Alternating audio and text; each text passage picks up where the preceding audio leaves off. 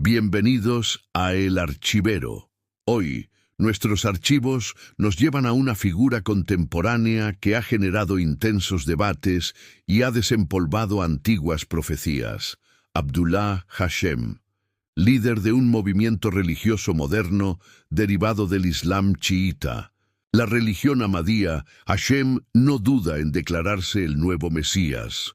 En su obra de 2022, La Meta del Sabio, se posiciona como el séptimo gran profeta en la línea de Adán, Noé, Abraham, Moisés, Jesús y Mahoma. Sin embargo, para un número creciente de voces, esta autoproclamación suena menos a revelación divina y más al presagio de un falso profeta, o para usar un término aún más cargado, el anticristo. Esta acusación de peso considerable no surge del vacío. Se ancla en una interpretación específica de uno de los libros más enigmáticos de la Biblia, el Apocalipsis, atribuido al apóstol Juan. El foco recae sobre el capítulo 6, un momento de giro cósmico donde los sellos de un misterioso pergamino comienzan uno a uno a ser rotos. Imaginen la escena celestial descrita por Juan. El Cordero, figura central de la redención, abre el primer sello, y entonces surge él, un jinete montado en un imponente caballo blanco. Pero ¿quién sería esta figura espectral? ¿Un personaje literal? ¿Un heraldo del anticristo? O, como defienden interpretaciones tradicionales, el propio Cristo en su manifestación de victoria final sobre la muerte. Es un misterio que perdura desde hace milenios. Un caballo blanco que galopa en la frontera entre la esperanza y el caos, y una pregunta que resuena insistente. ¿Estaremos nosotros hoy presenciando la aproximación de este jinete? Para entender la profundidad de esto, necesitamos contextualizar. El capítulo 6 del Apocalipsis es un parteaguas. Antes de él, Juan es arrebatado a los cielos, contempla la gloria divina. Pero algo captura su atención. En la mano derecha de aquel que se sienta en el trono reposa un libro lacrado con 7 sellos. No es un libro común, contiene el plan supremo de la salvación de Dios, el ápice de todas las Escrituras. En el capítulo anterior, el 5, el Cordero toma este libro. Inmediatamente el cielo irrumpe en adoración, pues todos allí comprenden la consumación de la historia de la salvación está a punto de desarrollarse. Es entonces que el único digno, el propio Jesús, inicia la ruptura de los sellos. Y así llegamos al capítulo 6, que describe el inicio del juicio divino y los preparativos para una nueva tierra y un nuevo cielo. Es crucial notar cómo Jesús estructura la revelación a Juan.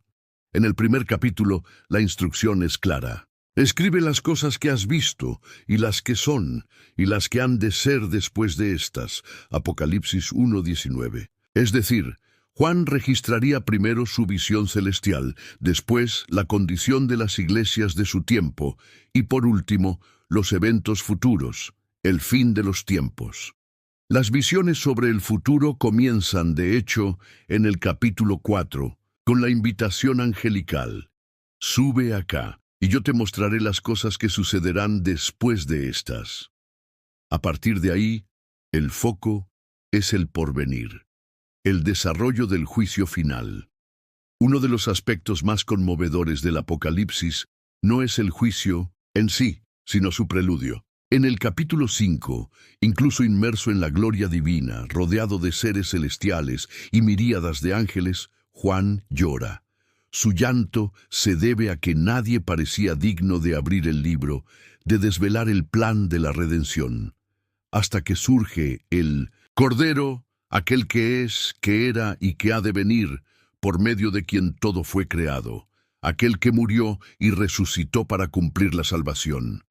El cielo se suspende en silencio.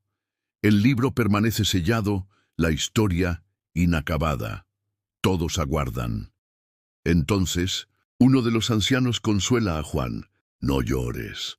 He aquí que el león de la tribu de Judá, la raíz de David, ha vencido para abrir el libro y desatar sus 7 sellos. Apocalipsis 5:5. Con esta promesa nos adentramos en el capítulo 6.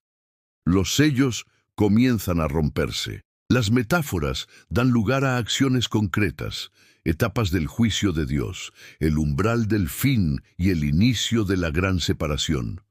Cuando el Cordero rompe el primer sello, emerge el primer jinete. Esta visión no es un mero símbolo, es una acción directa que desata el cumplimiento de la justicia divina. Para que este juicio se concrete, eventos significativos deben ocurrir en la tierra. Sigamos la descripción de Juan. Él está en el cielo. El juicio emana del propio trono de Dios. Una voz, como un trueno, resuena de uno de los 4 seres vivientes que rodean el trono. No es un habla común, es el sonido que inaugura el cumplimiento de todas las profecías. Cada sello abierto desencadena un evento que precede a la venida triunfal del Cordero.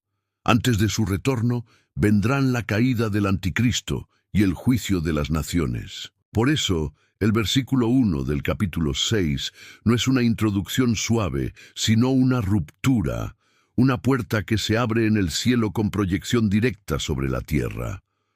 Con esta comprensión de lo que Juan vio, oyó y sintió, podemos analizar el versículo 2.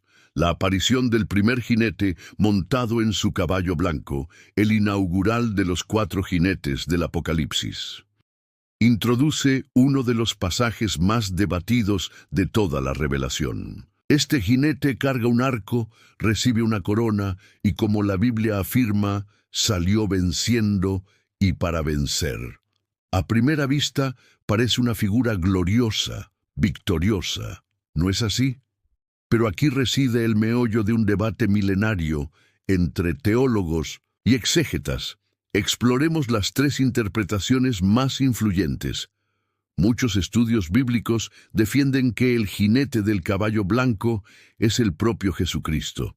Esta visión es antigua, sostenida ya por los primeros padres de la Iglesia, como Ireneo de Lyon en el siglo II. En su obra Contra las herejías, Ireneo argumentaba que el jinete sería Cristo proclamando el Evangelio. El caballo blanco, símbolo de pureza, justicia y victoria en las Escrituras, sería una evidencia. El argumento más fuerte, sin embargo, proviene del propio Apocalipsis. En el capítulo 19, versículo 11, Jesús reaparece montado en un caballo blanco, llamado fiel y verdadero, que juzga y guerrea con justicia. No obstante, no todos concuerdan en que Cristo pueda ser, al mismo tiempo, quien abre los sellos y quien surge como jinete. Para estos, el jinete representaría una fuerza impersonal de conquista, una personificación del poder de dominar, ya sea militar, político o ideológico. Dentro de esta línea, el primer sello marcaría el inicio de una serie de fuerzas humanas que desencadenarían el juicio. La primera sería la ambición de conquista, la expansión de imperios. Algunos ven esto desde una perspectiva preterista, es decir, eventos ya cumplidos en el pasado, específicamente en el Imperio Romano del primer siglo, avanzando tras la muerte de Nerón. El jinete no sería Cristo, sino el imperialismo romano, prometiendo paz, pero expandiéndose por la fuerza. Otros, de sesgo historicista, como el teólogo Albert Barnes, ven al jinete como símbolo de todos los grandes imperios que surgieron después de Juan, moldeando la historia. Barnes define el caballo blanco como la ambición de la conquista, un poder que, bajo disfraz de nobleza, busca subyugar. El hecho de portar un arco, ataque a distancia, y no una espada, y recibir una corona Stéfanos, de mérito humano, no la diadema real divina, reforzaría la idea de una conquista sutil, política o cultural. Esta conquista, entonces, abriría Camino a las calamidades siguientes: guerra, hambre y muerte, un patrón recurrente en la historia. Y esto nos conduce a la tercera y quizás más inquietante interpretación, y la que más se conecta con nuestro tema inicial. Hoy es una de las visiones más sólidas en la escatología futurista. El jinete del primer sello sería el anticristo, o un falso Cristo. Una figura que imita a Jesús en apariencia y simbología, pero es su antítesis en esencia. Teólogos como John Walvoord, David Jeremiah y John MacArthur defienden vigorosamente esta tesis. El jinete surge en un caballo blanco, como el Cristo victorioso en Apocalipsis 19, pero aquí no es nombrado, sugiriendo una imitación. Los detalles refuerzan la idea del impostor. El arco en vez de la espada, símbolo del juicio del Hijo de Dios. La corona estéfanos, mérito humano, en vez de la diadema, realeza divina. Y la descripción: salió venciendo para vencer, conquista y dominación, no justicia o redención. Walvoord afirma que este jinete es el anticristo, surgiendo al inicio de la tribulación, prometiendo paz, pero buscando el control total. Jeremiah complementa que el anticristo no será monstruoso, sino un líder carismático, pacificador, cuya fachada de falsa justicia es el caballo blanco. MacArthur es directo. Este no es Cristo, es un falso Cristo, es un impostor. Y es aquí donde la figura de Abdullah Hashem regresa a nuestro foco de manera perturbadora. Las descripciones teológicas del anticristo, un líder carismático, unificador, prometiendo paz y soluciones globales, pero con un objetivo de dominación, parecen encontrar paralelos escalofriantes en figuras contemporáneas que se autoproclaman salvadores. Profecías como la de Daniel 9:27, que habla de una alianza firmada por un líder que luego se revela devastador, o 1 Tesalonicenses 5:3, advirtiendo que cuando digan paz y seguridad, entonces vendrá sobre ellos destrucción repentina. Añaden una capa de urgencia a este análisis.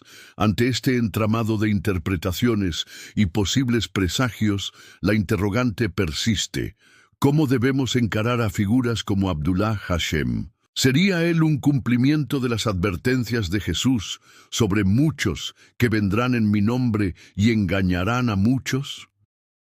¿O sus afirmaciones deben verse solo como otra manifestación religiosa peculiar? Son muchas las preguntas que se ciernen sobre los archivos de la historia y de la profecía. Una cosa, sin embargo, parece cierta: la necesidad de vigilancia, discernimiento y un profundo conocimiento de las Escrituras para navegar los tiempos complejos en que vivimos, posiblemente ya presenciando eventos apocalípticos en curso.